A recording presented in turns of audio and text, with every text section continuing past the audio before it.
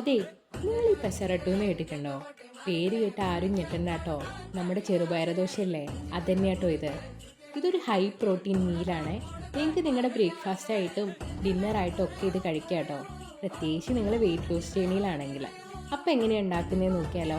ഒരു കപ്പ് ചെറുപയറാണ് ഞാനിവിടെ എടുത്തേക്കുന്നത്. ഏകദേശം ഒരു 250 ഗ്രാമോളം വരും കേട്ടോ ഇത്. അതിലേക്ക് നമുക്ക് ഒരു സ്പൂൺ ഇഡ്ലി റൈസ് ചേർക്കണം. എന്നിട്ട് ഇത് രണ്ടും കൂടെ ഓവർനൈറ്റ് സോക്ക് ചെയ്യാൻ വേണ്ടി വെക്കണം.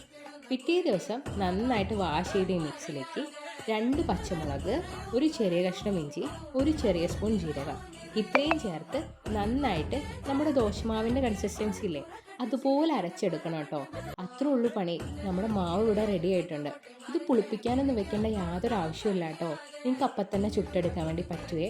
പിന്നെ ഒരു കാര്യമുണ്ട് കേട്ടോ, ഇത് ചെറുപയറായതുകൊണ്ട് തന്നെ ചിലർക്ക് ഇതിൻ്റെ ടേസ്റ്റ് ഒത്തിരി ഇഷ്ടപ്പെട്ടെന്ന് വരില്ല. അങ്ങനെയാണെങ്കിൽ നിങ്ങൾ ഒരു കപ്പ് ചെറുപയറാണ് എടുക്കുന്നതെങ്കിൽ 1/2 കപ്പ് ഇഡ്ലി റൈസ് ആഡ് ചെയ്തും നിങ്ങൾക്ക് ഈ മാവ് ഉണ്ടാക്കിയെടുക്കാൻ വേണ്ടി പറ്റുവേ. ഇത് മൊരിച്ച് കഴിക്കുന്ന കേട്ടോ എപ്പോഴും നല്ലത്. അതുകൊണ്ട് തന്നെ ഞാനിത് ഗീ ആഡ് ചെയ്തിട്ടാട്ടോ ഉണ്ടാക്കുന്നത്. നിങ്ങൾക്ക് കോക്കനട്ട് ഓയിൽ വേണമെങ്കിലും ആഡ് ചെയ്യാൻ വേണ്ടി പറ്റും. ഞാൻ പെയർ ചെയ്യുന്നത് ടൊമാറ്റോ ചട്നിയാണേ. അപ്പോൾ ട്രൈ ചെയ്ത് നോക്കിയിട്ട് എങ്ങനെയുണ്ടെന്ന് കമൻറ്റ് ചെയ്യൂ. Bye bye.